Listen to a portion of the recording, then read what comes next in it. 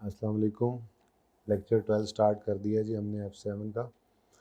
अच्छा जी, कल हमने बात स्टार्ट की थी गवर्नमेंट ग्रांट्स की।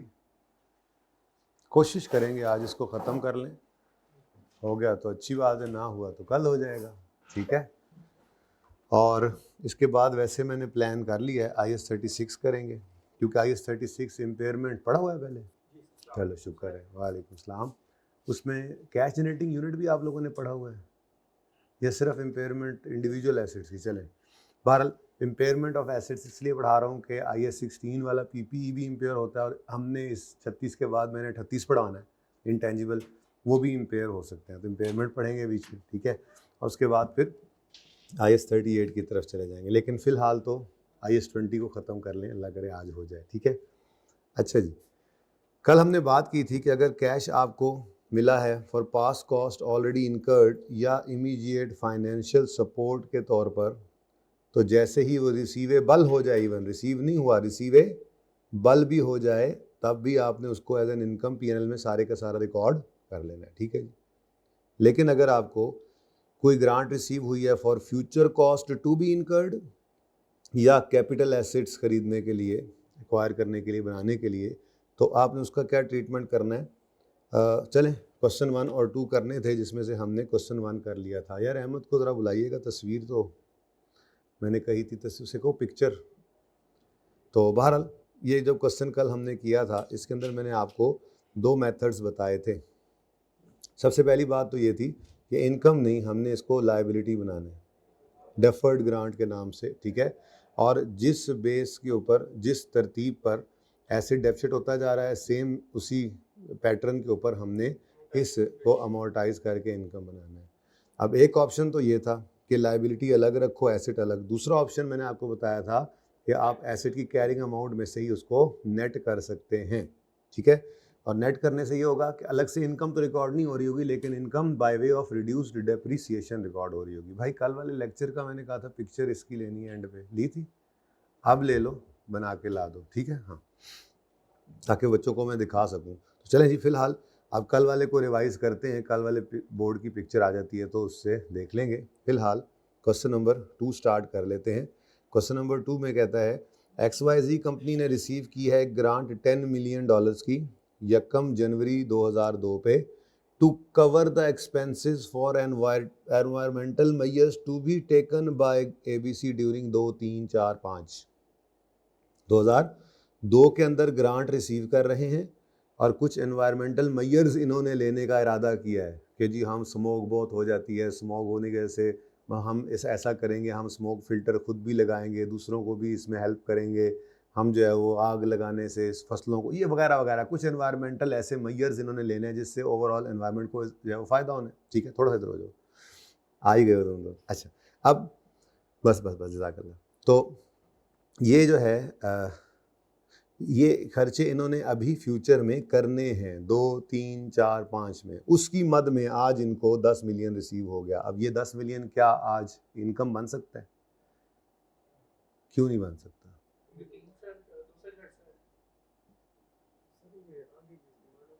असल में मैंने आपको कहा था जो पैसे रिसीव हुए हैं, देखो वो किस लिए हुए हैं, किस चीज़ से रिलेटेड है। जैसे पिछले सवाल में ये पैसे रिसीव हुए थे, ये रिलेट कर रहे थे एक नॉन करंट एसेट से। ये हमें ग्रांट रिसीव हुई थी प्लांट खरीदने के लिए, तो जैसे प्लांट एक्सपेंस बनेगा वैसे ही ये ग्रांट भी इनकम बनेगी, तो पहले दिन लायबिलिटी। बिल्कुल ऐसे ही ये 10 मिलियन जो आपको रिसीव हुआ है, ये है तो एक्सपेंस से रिलेटेड, इसको रेवेन्यू ग्रांट भी कहते हैं, लेकिन रिलेट कर रहे हैं ऐसे एक्सपेंस से जो अभी इनकर होना बाकी है। अगर तो पास्ट कॉस्ट होती, ऑलरेडी इनकर हो गई होती, तो आप उसी वक्त इनकम बना लेते हैं। लेकिन 2 में खड़े होकर ये रिसीव कर रहे हैं, और इसको कवर करने के लिए अगले 4 साल के 2, 3, 4, 5 अगले 4 साल के खर्चों को कवर करने के लिए ये हुकूमत ने हमें हेल्प किया है, ठीक है। तो फिर आज खड़े होकर अगेन इसको क्या बनाएंगे?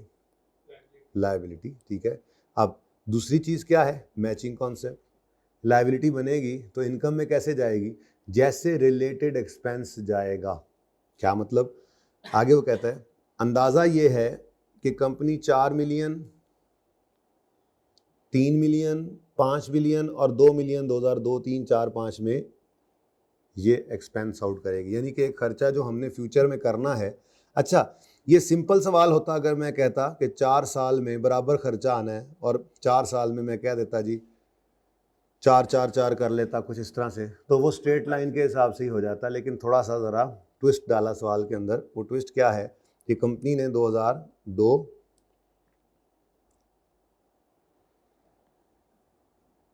2003, 2004 और 2005, ये 5 साल में एक्सपेंस जो इनकर करना है वो कितना कितना करना है, 4-3 डॉलर्स इन मिलियन चल रहा है, ठीक है ना जी। फिर 5 और 2 डिफरेंट है, ठीक है। और जो आपने लाइबिलिटी बनाई है, जो ग्रांट है, ग्रांट लाइबिलिटी बनाई है, ठीक है, उसको भी आपने सेम बेसिस के ऊपर इनकम में डालना है। तो सेम बेसिस कैसे हो, देखो ना, ये सिचुएशन है। टोटल ग्रांट की अमाउंट कितनी है, $10 मिलियन। इसको हमने इनकम में डालना है उसी बेस पे जैसे रिलेटेड एक्सपेंस ने बनना है। सारे एक्सपेंस नहीं दिया, गवर्नमेंट ने कुछ दे दिया, हेल्प कर दी ना, तो अब हम क्या करेंगे, ब्लू वाला काम हम करेंगे। हमने टोटल कर लिया, कितना बनता है 14। अब ये 14 है टोटल खर्चा, और इसमें वो प्रो रेटा बेसिस पे जो कहते हैं, प्रो रेटा प्रोपोर्शनेट कर देंगे। हम क्या कहेंगे, हम कहेंगे जी 10 को पहले साल कितना इनकम में डालें, जितना टोटल एक्सपेंस में से एक्सपेंस इनकम में जाएगा। अज्यूमिंग के ये हर साल इसी तरह से होता भी रहा, जो हमने अज्यूम किया था स्टार्ट में खड़े होकर वही चल रहा है।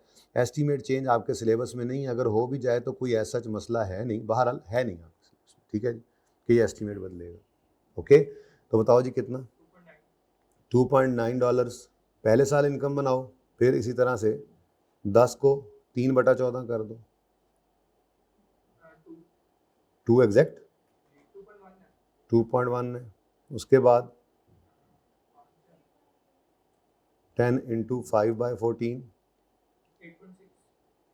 8.6 3.6, और इसको बैलेंसिंग निकाल लो। फिर अब क्या यार, इसको भी अलग से करना, वैसे 2/14 बनता है 1 पॉइंट, तो कोई राउंडिंग शाउंडिंग का डिफरेंस है तो वो भी निकल जाएगा, ठीक है, सही है।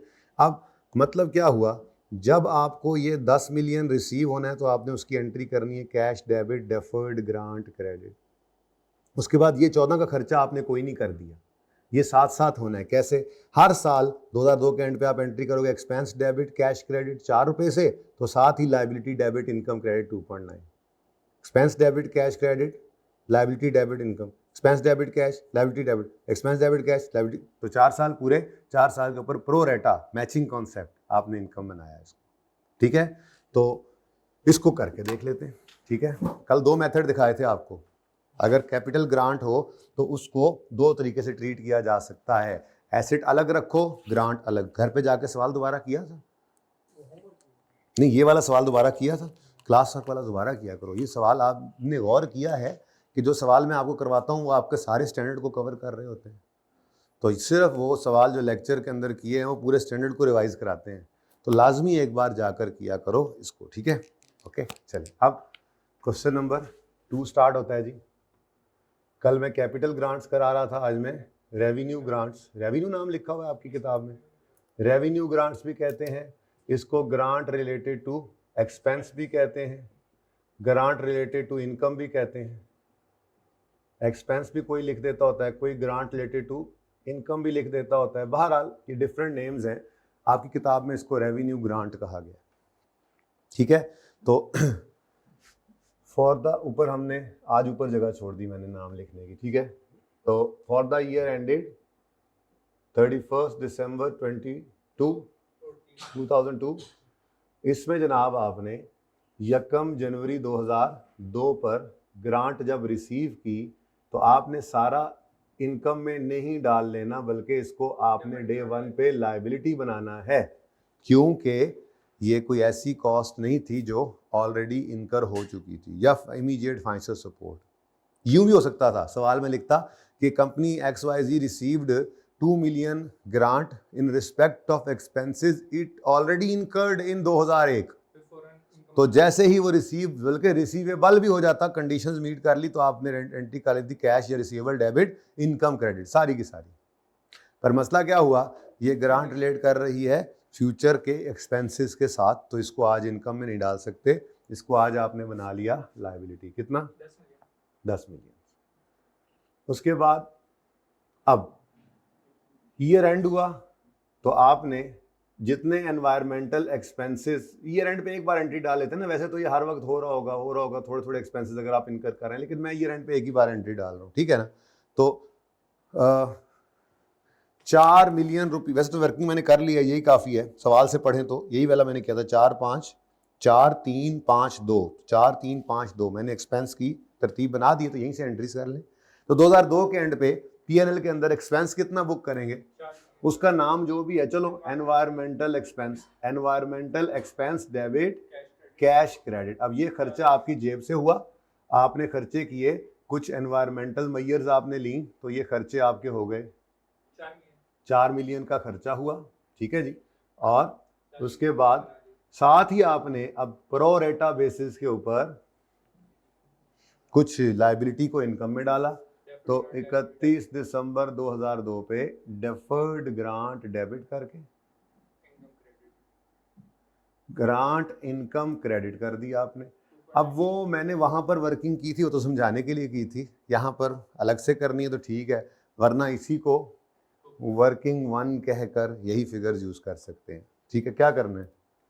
वर्किंग वन कह दें उसको, फिर अब वो पड़ी उधर है, ठीक है, ये लो वर्किंग वन 2.9 की इनकम बन गई, ठीक है जी।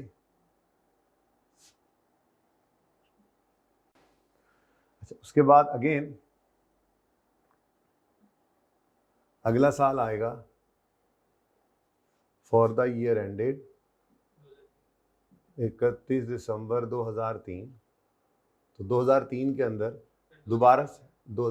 अंदर दोबारा से आपको ग्रांट रिसीव कोई नहीं होनी, लेकिन ईयर एंड पे आपने एक्सपेंस इनकर कर लेना है।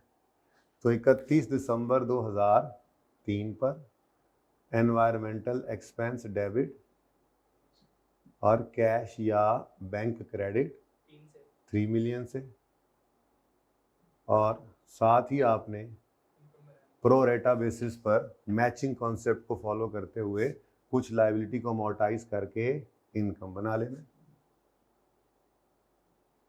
तो deferred grant debit, liability debit और ग्रांट इनकम क्रेडिट। अब वर्किंग वन का रेफरेंस चल रहा है 2.1। ले तो जर्नल एंट्रीज तो हो गई ये। अब अगर मैं एक्सट्रैक्ट्स की बात करूं तो मुश्किल नहीं है, ठीक है।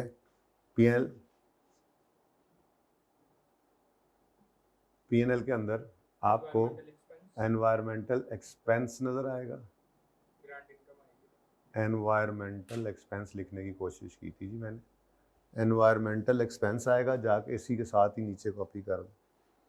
एनवायरमेंटल एक्सपेंस 2003 और 2002 चल रहा है जी। तो एनवायरमेंटल एक्सपेंस 2002 के अंदर आया 4 का, 2003 के अंदर आया 3 मिलियन। साथ ही बिल्कुल अदर इनकम में आपकी ग्रांट इनकम आएगी, पहले साल में 2.9, दूसरे साल में 2.1, ठीक है। उसके बाद स्टेटमेंट ऑफ फाइनेंशियल पोजीशन, अब एक्सट्रैक्ट्स हैं ये रेलेवेंट।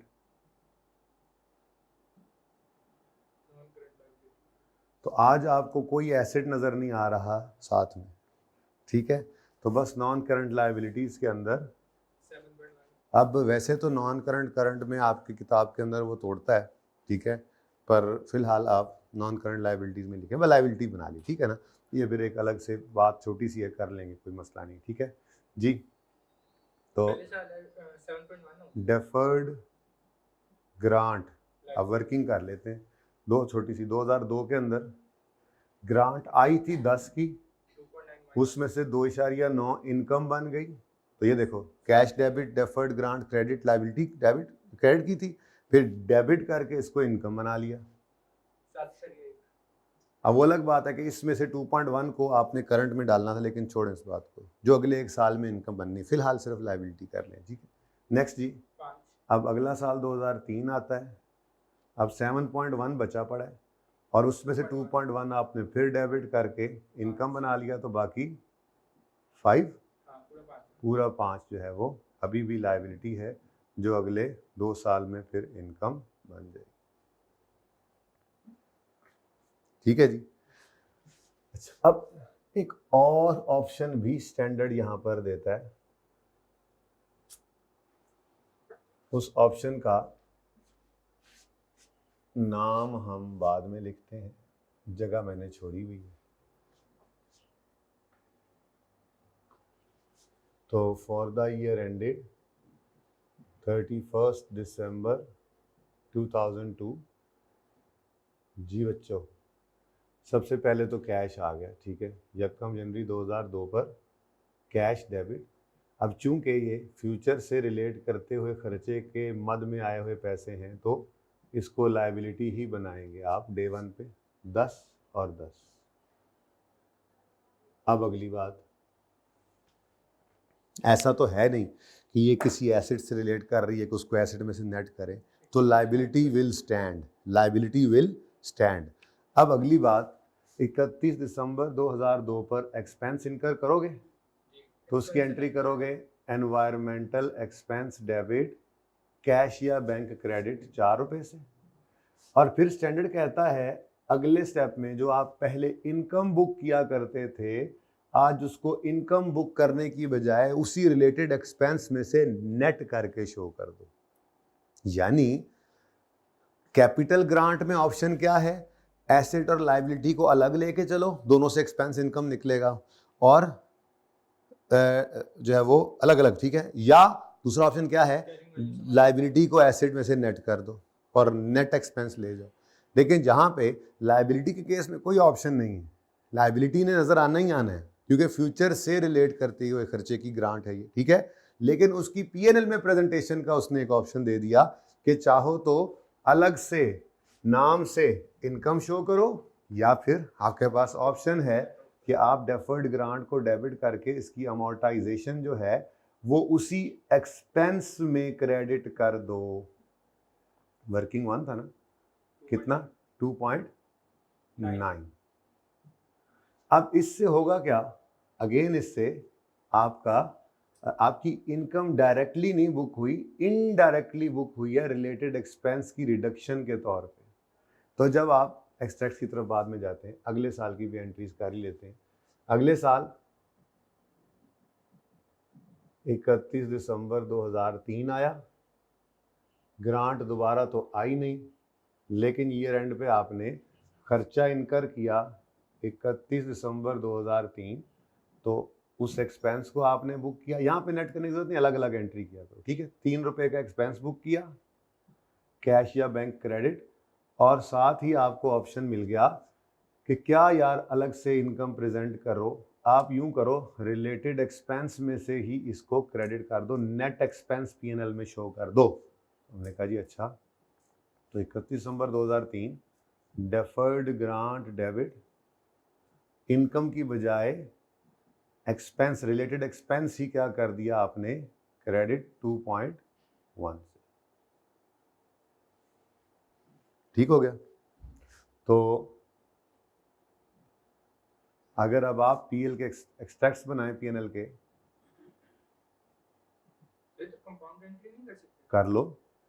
कंपाउंड एंट्री तो मैंने कल भी कहा था कैपिटल एसिड केस में भी कर सकते हो, पर मैं नहीं करने दूंगा, मैंने याद रखवाना है आपको कुछ चीज़ों को। ठीक है, तो इसलिए पहले तो थोड़ी सी प्रैक्टिस होती है, उसके बाद तो बस वो छोटे छोटे सवाल ही। ठीक है, तो अब ये भी मैं आपको खोल के बयान इसीलिए कर देता हूँ, कॉन्सेप्चुअली बात आपके काबू में, बाकी जो मर्जी आए करो, कभी भी मना नहीं किया। तो 2003 और 2002। अब तो अगर आप जनरल एंट्रीज की तरतीब से चलना चाहते हैं तो वो भी आप डायरेक्ट कर सकते हैं ऐसे कि आप पहले ग्रांट को बुक करें।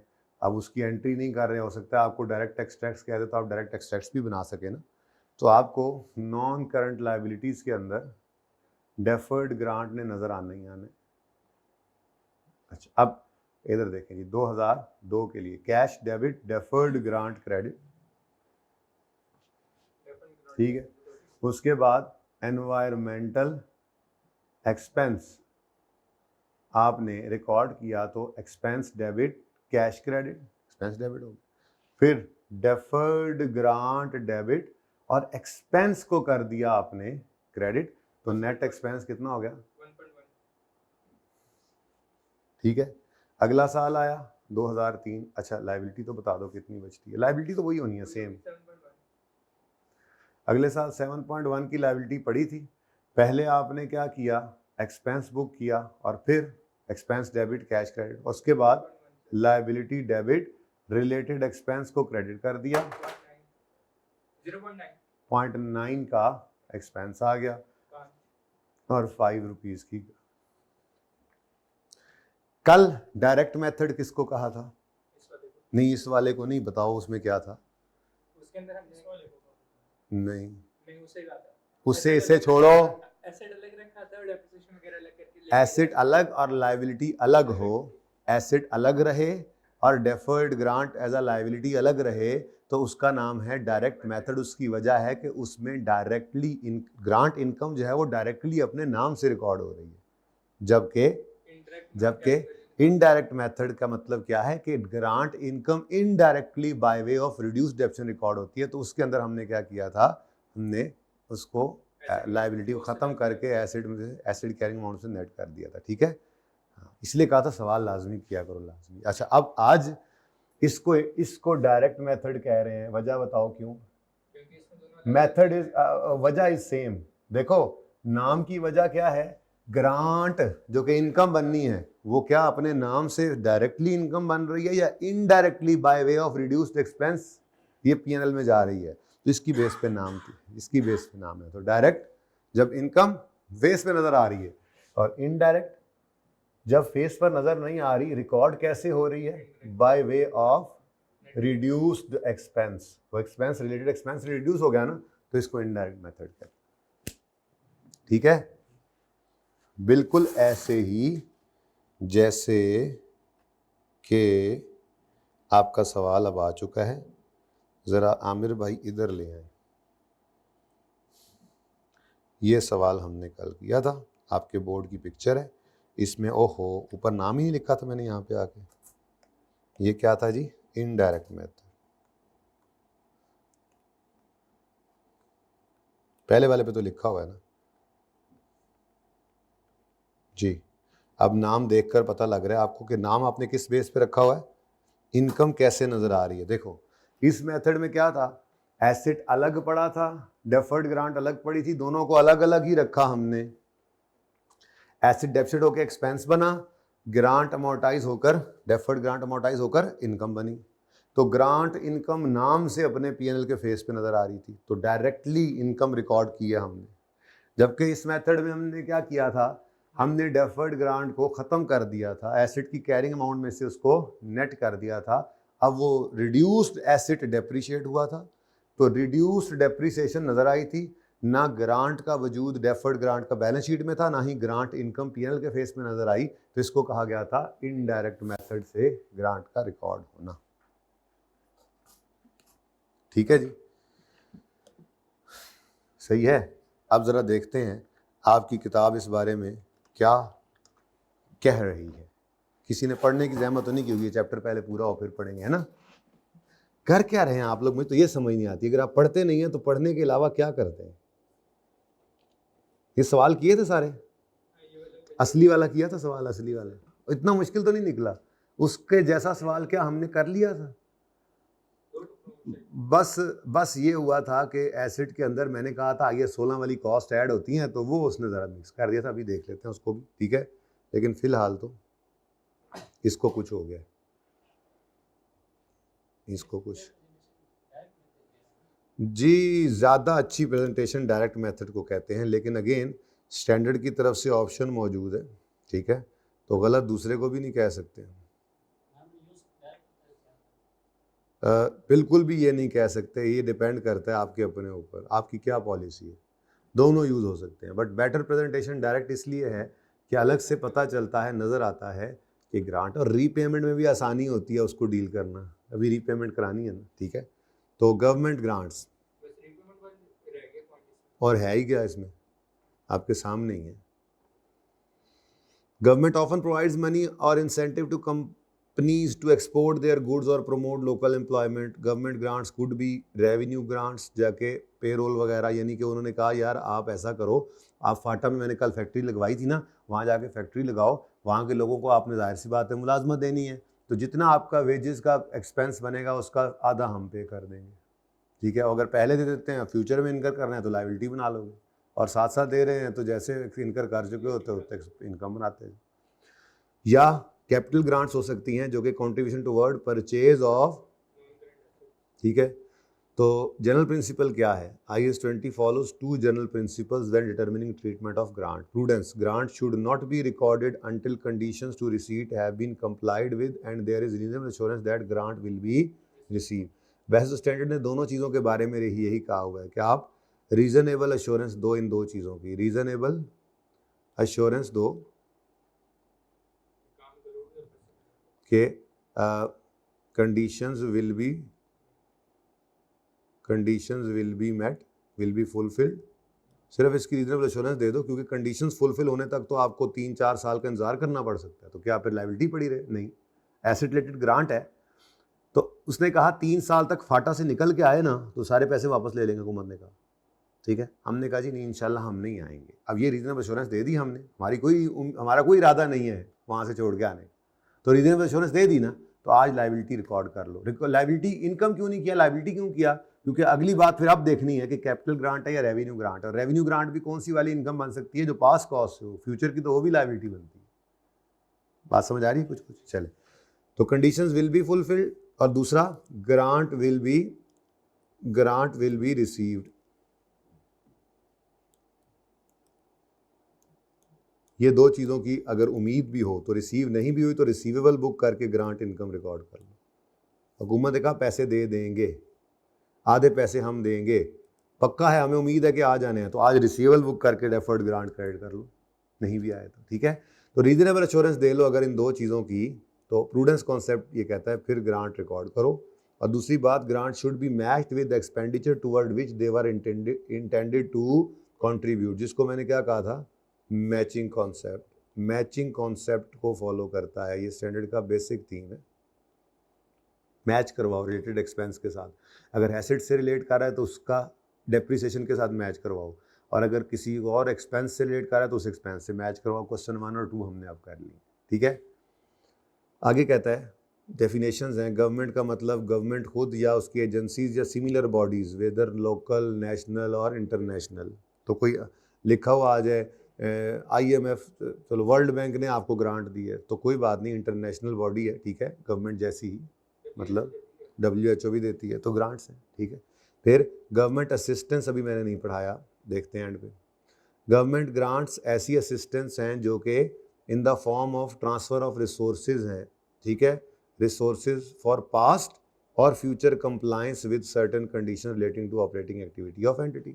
रिसोर्सेज आपके किताब में, आपके सिलेबस में मैंने कैश ही देखा है, वो कैश दे देते हैं। इन काइंड फिलहाल कोई चीज़ मुझे नज़र आई नहीं है कि वो एसेट ही उठा के दे दे गवर्नमेंट। खैर, ग्रांट रिलेटेड टू एसेट, जी वो देखते हैं। Grant related to asset are government grants whose primary condition is that entity qualifying for them should purchase, construct और अदरवाइज एक्वायर। किस लिए आपने ये एसेट, किस लिए आपको ये पैसे मिले हैं, ताकि आप लॉन्ग टर्म एसेट खरीदें। जबकि ग्रांट रिलेटेड टू इनकम जो है वो अदर देन एसेट्स, वो कहता है जो एसेट से रिलेटेड ग्रांट ना हो वो मेरे हिसाब से रेवेन्यू ग्रांट्स हैं। अब रेवेन्यू ग्रांट्स की रिकग्निशन डिपेंड करेगी किसके ऊपर, कि grant is paid when evidence is produced that certain expenditure has been incurred, the grant should be matched with that expense. If the grant is paid on a different basis for achievement of a non-financial objective such as creation of specified number of new jobs, the grant should be matched with identifiable cost of achieving that objective। मतलब basically matching concept को ही follow करवा रहा है। मुझे याद रहेगा तो छोटी सी एग्जांपल आपको करवाऊंगा। पास्ट कॉस्ट ऑलरेडी इनकर्ड की भी करवा देनी चाहिए कि कंडीशन तो मैच, बहरहाल कंडीशन तो मीट करनी पड़ती है पास्ट के लिए भी। प्रेजेंटेशन कैसे होगी रेवेन्यू ग्रांट्स की, अलाउ करता है IAS 20 कि आइदर उसको प्रेजेंट करो एज क्रेडिट इन PNL और डिडक्टेड फ्रॉम रिलेटेड एक्सपेंस। अभी क्वेश्चन करके आया, दो ऑप्शन, ठीक है। इसको काइंडली आप चेक कर लीजिएगा, बल्कि पढ़ ही लेते हैं। Revenue grant presentation as credit in income statement में कहता है supporter of this method claim that it is inappropriate to net income and expense item and that separation of grant from expense facilitates comparison with other expenses not affected by grant. कहते हैं जी अलग रखो ज़्यादा बेहतर है, लेकिन जो expense से डिडक्ट करते हैं वो वाले स्कूल ऑफ थॉट के लोग क्या कहते हैं कि expenses might well not have been incurred by the entity if grant had not been available and presentation of expense without offsetting the grant may therefore be। वो कहता है कि अगर ये पैसे ना आते तो हो सकता है हम भी हिम्मत ना करते ये खर्चा करने की, इसलिए मेरे ख्याल से हमारे ख्याल से तो इसको नेट करना ही बेहतर है। बहरहाल दोनों ऑप्शंस मौजूद हैं, आपने तो वो करना है जो आपका सवाल कह देगा वही पॉलिसी, और प्रैक्टिकल लाइफ में जाके जो दिल करे करना। दोनों के आर्ग्यूमेंट्स मौजूद हैं, ठीक है। अच्छा चलें जी, अब ये इलस्ट्रेशन तो मैं नहीं करा रहा, ये फिर कल देखूंगा ना, अब आज वाली देखनी है जाके जो आपको कही थी, ठीक है। तो ये अब आप करते जा रहे होंगे, ठीक है। इसमें देखना पड़ेगा आपको कैपिटल ग्रांट्स, ये पहले ही पढ़ा दिया था। 2 ट्रीटमेंट्स हैं, राइट ऑफ कर दो ग्रांट को cost of non current assets पे और डेप्रिसिएट को रिड्यूस कॉस्ट को, या ग्रांट को डेफर्ड ग्रांट यानी लाइबिलिटी बना लो और उसका एक पोर्शन इनकम में डालते रहो, ठीक है, ताकि हायर डेप्रिसिएशन ऑफसेट होती रहे, ठीक है। ट्रीटमेंट ऑफ कैपिटल गेन्स, आपको ये होमवर्क में दिया था, किसी को पढ़ने की जहमत हुई नहीं, ऐसे ना किया सर इसकी तस्वीर भी देखी बेटा, आपको मैंने भेजा तो हुआ है, वो मैंने बाकी सारी कर ली थी, मैं भूल गया था कि ये भी पढ़ना था। नहीं मैं वैसे कह रहा हूँ कि आप लोगों को मैंने ये भेजे हुए हैं ना, ठीक है। तो बस ये काम किया करो कि जो आपका रजिस्टर ओपन है ना, जैसे आज लेक्चर कौन सा है जी हमारा, 12 लेक्चर चल रहा है, यहाँ पे आप छोटा छोटा यूँ लिखा करें, नंबर 1 नंबर 2 ये किया, तो इससे फिर पता लग जाता है आपको, ठीक है। पढ़ तो सारा ही लेना होता है। खैर, grant for purchase of non current should be recorded over, अब ये टाइम ज़ाया करेंगे आप मेरा। Grant for purchase non current should be recorded over expected useful life of related asset, कर लिया हुआ हमने, प्रैक्टिकली एंट्री करके देखिए। IS-20 permits 2 treatments, both treatments are equally acceptable मेरे दोस्त and are capable of giving fair, ये दोनों ही फेयर प्रेजेंटेशन देते हैं उसके हिसाब से, ठीक है।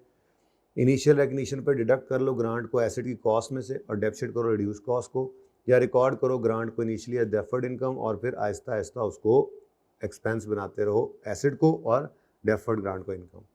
Method 1 is obviously far simpler to operate. Method 2, however, has an advantage of ensuring that assets acquired at different times and in different locations are recorded on uniform basis regardless of change in government policy. Different मुल्कों के अंदर different policies हो सकती हैं, तो net करने से थोड़ा सा ये हो जाएगा, किसी जगह पर नहीं, आसानी तो है, लेकिन उस मेथड के अंदर ये मसला ज़रूर होगा कि अगर मिसाल के तौर पर पाकिस्तान में कोई ग्रांट नहीं है और यूके के अंदर मिल गई है, तो आपके एक जैसा एसेट जो है वो डिफरेंट वैल्यूज़ पे नज़र आ रहा होगा। तो इसलिए वो कहते हैं बेहतर तो बहरहाल 2 लग रहा है, लेकिन 1 ईजी भी है।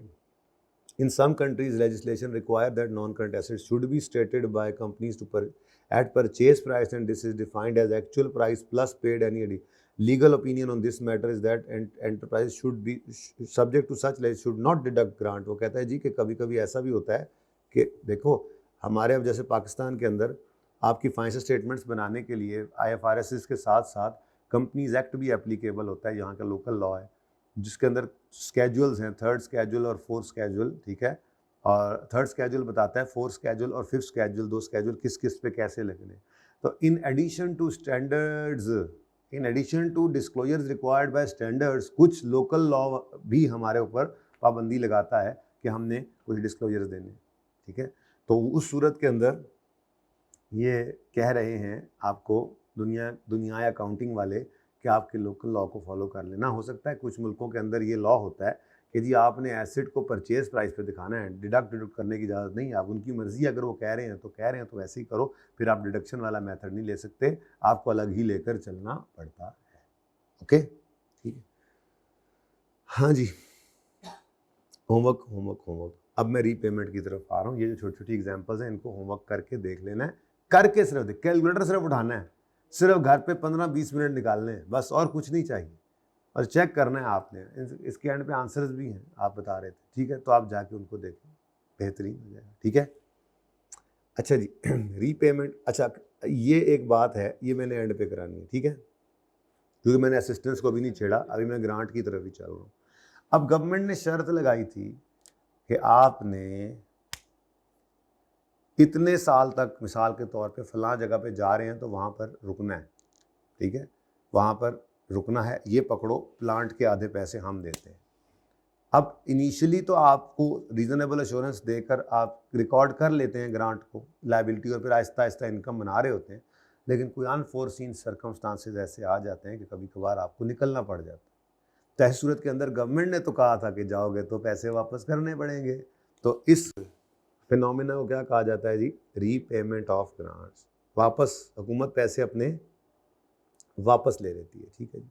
पहली बात, अगर रीपेमेंट हो जाए तो लेट्स से मैं इस वक्त 2024 में खड़ा हूँ, 2023 मेरा गुजर गया, 2022 गुजर गया, 2021 गुजर गया, मैं यहाँ पर इनकम रिकॉर्ड करता आ रहा था, 10 साल के ऊपर मैंने इसको लायबिलिटी को इनकम में डालना था, 10 साल मेरे लेट से एसेट की लाइफ थी, 2024 में आकर किसी वजह से मुझे काम बंद करना पड़ गया उस जगह पर, या हुकूमत की कंडीशन जो थी वो ब्रीच हो गई मुझसे, किसी कोई और कंडीशन, तो अब हुकूमत ने आकर अपने पैसे वापस मांग लिए। तो अब मेरा पहला सवाल, 24 में अगर रीपेमेंट हो रही है तो क्या 23, 22 और 21 को छेड़ने की ज़रूरत है? जो इनकम बनाई है वो तो वापस करनी पड़ेगी। बिल्कुल भी नहीं करनी पड़ेगी। IAS 8 भी हमारे सिलेबस में है जो हमने पढ़ना है, जो आपको ये बताएगा कि ये एस्टीमेट का चेंज है।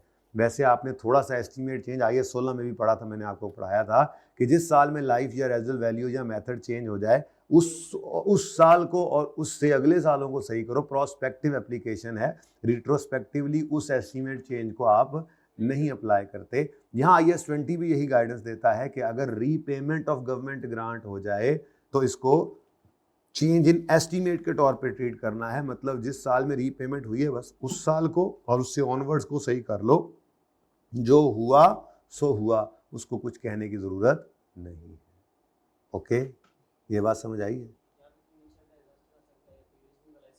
बेटा? ये तो अब हुकूमत के साथ लड़ाई है ना। अगर नेचुरल डिज़ास्टर पे उसने आपको माफ़ कर दिया तो रीपेमेंट नहीं होगी, और अगर माफ़ नहीं किया तो रीपेमेंट होगी। रीपेमेंट ऑफ ग्रांट होगी तो इसको एस्टीमेट चेंज करना है, ठीक है। अगली कहानी जो है नेचुरल डिज़ास्टर होगा, ये होगा, वो सवाल बताएगा आपको। नेचुरल डिज़ास्टर भी यार हुकूमत ने माफ़ कर दिया तो नो रीपेमेंट, और हुकूमत ने माफ़ नहीं किया तो रीपेमेंट है, है। स्टैंडर्ड है, इसके ऊपर क्या कहना है? स्टैंडर्ड ये कहा रीपेमेंट हो जाए तो ये कर लो, ना हो तो ये ना करो। बाकी आपकी हुकूमत है, मेरी हुकूमत और है, आपकी और है, इनकी और है, हर मुल्क की अपनी हुकूमत है, सारी दुनिया के अंदर स्टैंडर्ड्स पढ़े जा रहे हैं, तो हर हुकूमत अपना, उनका अपना मामला है। रीपेमेंट हो जाए या ना हो, बस हुकूमत ने कुछ देखो, जब हुकूमत कंडीशन लगाती है तो उसके ऊपर एक शराइत लगी हुई है, ये करना है। अब नेचुरल डिज़ास्टर आ गया चाहे, अब हुकूमत उस वक्त देखेगी ना, अगर माफ़ कर देगी तो भाई रीपेमेंट नहीं है। अब ये सवाल आपको बताएगा, स्टैंडर्ड की कोई गाइडेंस नहीं, स्टैंडर्ड की सादा सी बात है, क्या पढ़ो, इन सम केसेस ग्रांट्स में नीड टू बी रिपेड। मैंने यहाँ पे पहली बार में पढ़ रहा हूँ आपको ये वाली बात, मैंने वैसे दुनियाए अकाउंटिंग के स्टैंडर्ड्स पढ़े हैं, मैं उनको पढ़ के बता रहा हूँ जो चल रहे हैं आजकल दुनिया में। तो वही बातें यहाँ लिखी नहीं, और क्या इस किताब के अंदर उन्होंने क्या लिख लेना, बाहर की बात तो नहीं लिख सकते ना, ठीक है। आपके साथ ही पढ़ रहा हूँ तो फिर तसल्ली हो जाए। ओके जी, तो इन सम केसेस ग्रांट्स में need to be repaid if conditions of grant are breach. बस ब्रीच हो गई है तो रीपे करनी पड़ सकती है।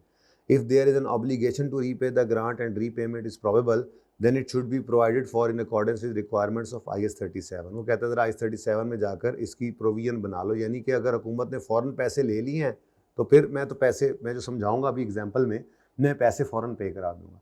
नहीं पे करने होते तो फिर आप प्रोविजन, और इसके अंदर फिर आप वो वाली सोचें भी जाकर सोचेंगे, ठीक है।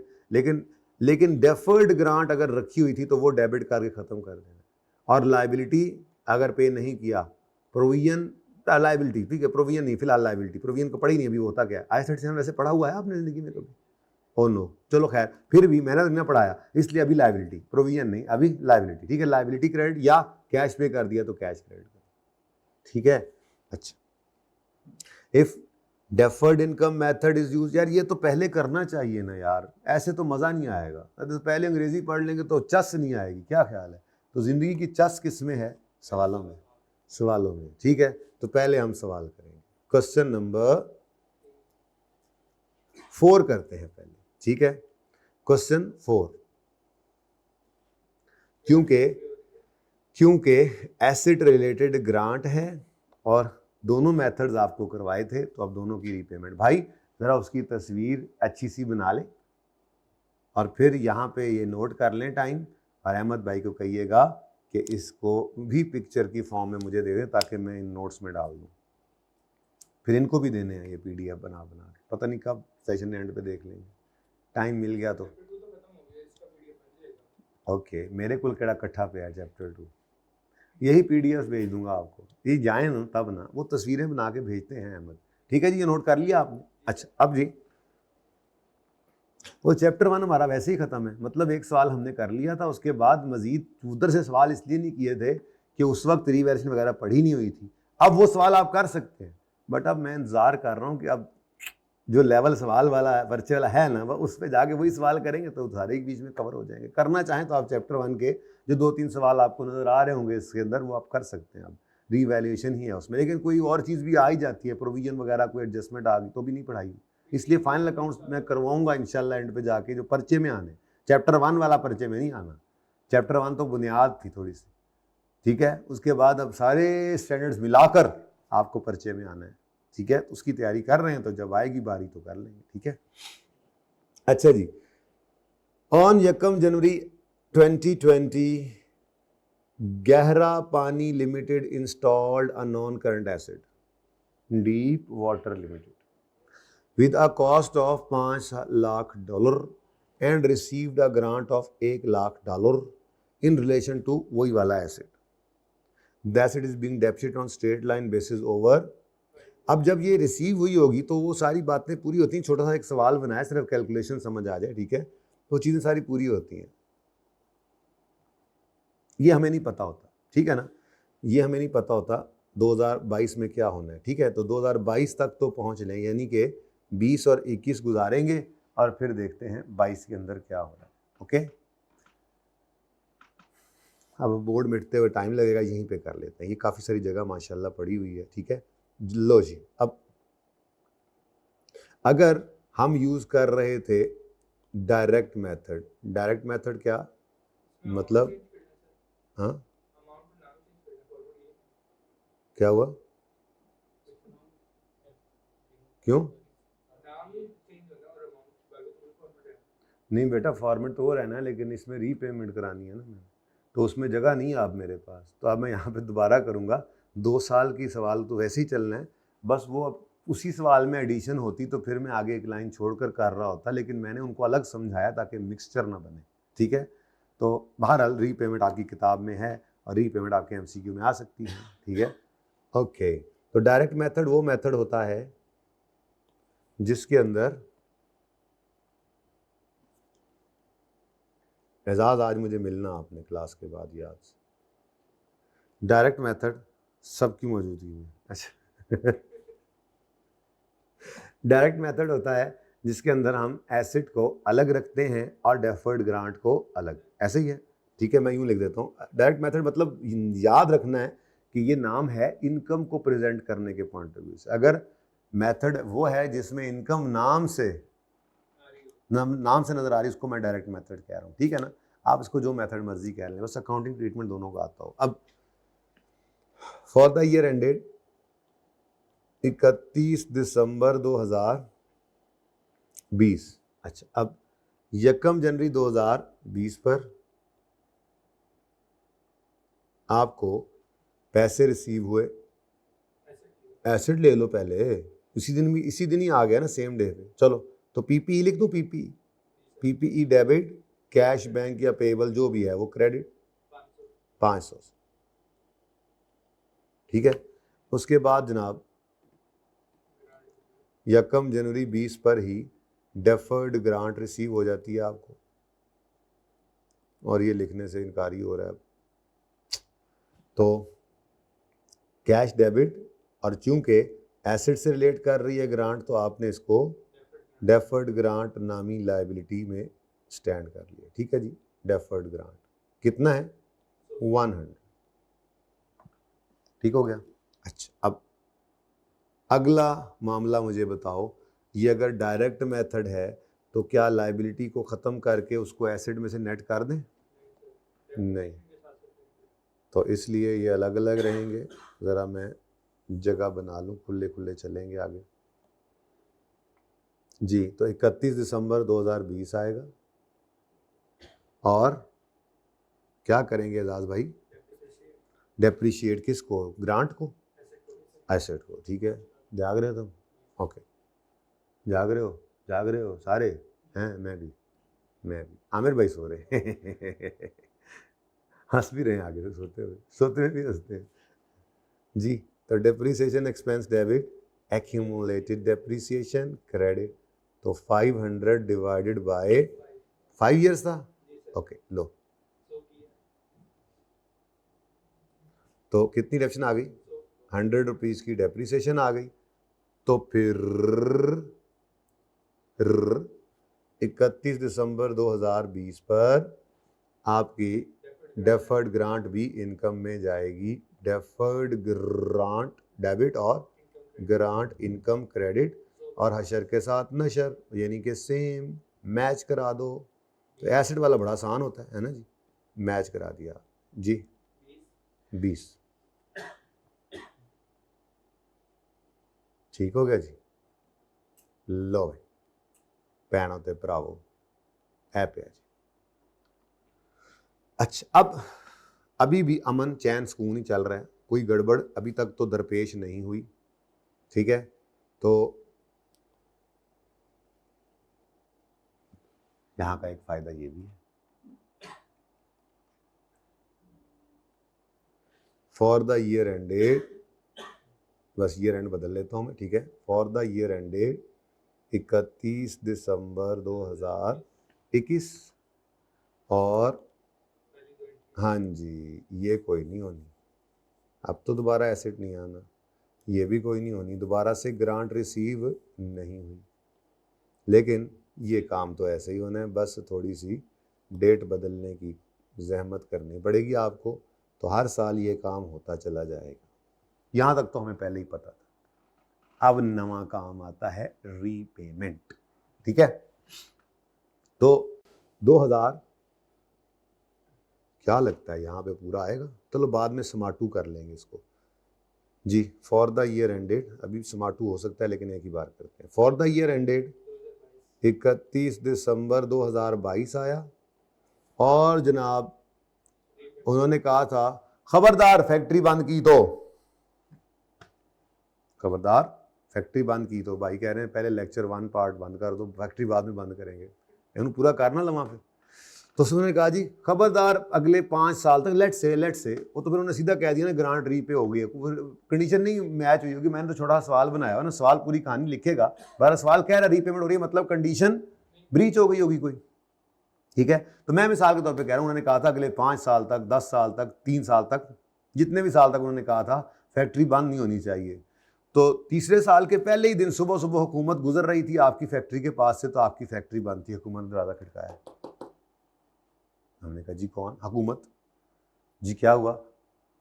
प्लांट चलने की आवाज़ नहीं आ रही, हम रोज़ यहाँ से गुजरते चल रहा होता। वो जी ये वो आए बाएँ, पैसे वापस करो। ठीक है, तो cash was, grant was repaid, मैंने एग्जाम्पल बनाई रीपेड। और अगर रीपे नहीं की और आपको लगता है कि हुकूमत ने ले ही लेने हैं पैसे, माफ़ी नहीं मिलनी है, तो फिर आप पेबल बुक कर लें।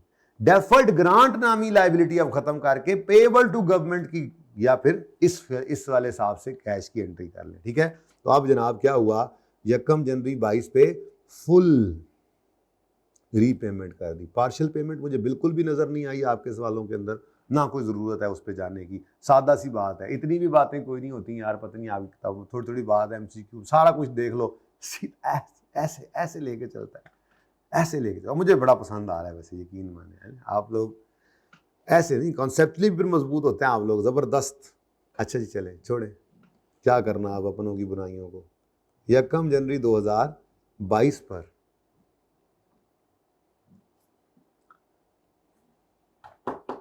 कौन? हुकूमत। क्या चाहिए? पैसे वापस। कितने? जितने दिए थे फुल वापस करो। हमने कहा अच्छा सॉरी, तो क्या कर लें? अब भाई पैसे चले गए, मैंने तो रीपेड लिख दिया है ना, तो पैसे गए भाई, गए पैसे, गए पैसे। बोलो भाई एजाज, पैसे गए भाई एजाज, पैसे गए। कैश क्रेडिट कितने से? 60 से। अब पहला स्टेप ये नहीं होता, 60 से कैसे भाईजन, वापस आ रहे लेंगे अगले, साईं आ गए कह रहे ने 100 दा 100 वापस करो। ठीक है, अब इसमें तरतीब ये होती है, स्टेप 1 ये होता है कि जो अनअमोर्टाइज्ड बैलेंस पड़ा हुआ है डेफर्ड ग्रांट में, उसको आपने खत्म करना है, पहले उसको डेबिट कर दो। ठीक है, कितना अनअमोर्टाइज्ड है अब ये देखना पड़ेगा। आया था 100, यहां पे छोटी सी वर्किंग कर लेता हूं मैं, ठीक है। आया था 100, उसमें से 20 और फिर 20 कितना 40 इनकम बन चुका था, तो अभी भी डेफर्ड ग्रांट में कितना पड़ा हुआ है। मैं डेफर्ड ग्रांट अब कैसे लिखूं, यहां पे डेफर्ड ग्रांट नामी लायबिलिटी कितने से डेबिट की हमने, 60 से। ठीक है, थोड़ी सी जरा मैं जगह अगर आपकी इजाजत हो तो इधर बना लूं, ऐसे करके थोड़ी बेईमानी कर लूं, ऐसे थोड़ी सी, ठीक है। अच्छा जी, ये 60 कैसे आया भाई? भाई कितना बैलेंस था 100, कितना इनकम में गया पहले साल 20, कितना दूसरे साल 20, जगह जरा तंग है, नहीं मजा नहीं आएगा। ठीक है, तो बहरहाल अनअमोर्टाइज्ड बैलेंस जो है वो यहां पर भी लिख सकता हूं मैं, यहां पर भी यूं भी कर सकते हैं हम, ये काम कर लिया करें। ये हो सकता था साथ साथ भी रीपेमेंट आ रही हो तो, ठीक है। तो डेफर्ड ग्रांट का बैलेंस ना, चलो उधर ही करता हूं यार, थोड़ी सी जगह बना लेते हैं यहाँ पे, ठीक है। थोड़ा सा इसको भी थोड़ा भाई आप ज़रा गुंजाइश करें उस्ताद जी प्लीज़, ठीक है। थोड़ा सा और ऊपर चले जाएं यार आप, बच्चों ने वर्किंग देखनी है यार, बच्चों की तस्वीर में भी सब कुछ आ जाए, बच्चे बहुत सुस्त हैं, क्या करूँ मैं। अब अनअमोर्टाइज्ड बैलेंस, तो 100 आई थी ग्रांट, 100 पहले साल 20 इनकम में गया, दूसरे साल 20 गया, अभी तक कितना इनकम नहीं बना था, 60। ये कहलाता है अनअमोर्टाइज्ड बैलेंस, जो अभी इनकम में नहीं गया था। तो पड़ा था, इसका मतलब पड़ा था, तो जिस दिन रीपेमेंट हुई सबसे पहले इसको खत्म कर दो। 60 से खत्म किया, कैश अगलों ने कितना ले लिया, 60, 100 रुपया पूरा ले लिया। अब ये 40 रुपए आपका एक्सपेंस है, क्या है, एक्सपेंस है। इस एक्सपेंस को कोई भी नाम दे दो, लोग इसको फोरफीट, ग्रांट फोरफीट एक्सपेंस भी कह देते हैं। क्या कहते हैं जी, grant forfeit expense, grant forfeit, बहरहाल एक्सपेंस है, पीएनएल में ले जाओ। ठीक है, अब हो गया भाई जो होना था, अब हम कुछ भी ना कर पाए, अब भाई होनी को तो कोई टाल नहीं सकता, वगैरह वगैरह सारी बातें अब हो ही रही हैं। ठीक है, तो ये सब कुछ अब हो चुका, ठीक है जी। अब जो होना सी वो हो चुका है, ठीक है जी। अब हम कुछ नहीं कर सकते भाई, मैं कुछ नहीं कर सकता, अब मैं क्या कर सकता हूँ, आपके अपने करतूत हैं, ये काम ना करें, ठीक है। लाइन थ्रो निकल आई सी, तो आपके अपने करतूत हैं जी, अब जो होना था वो हो गया। अब अगली बात, ये रेंट पे भाई एसेट तो डेप्सिट होगा, कि ग्रांट वापस हो गई तो एसेट डेप्सिट होने से इनकार कर देगा।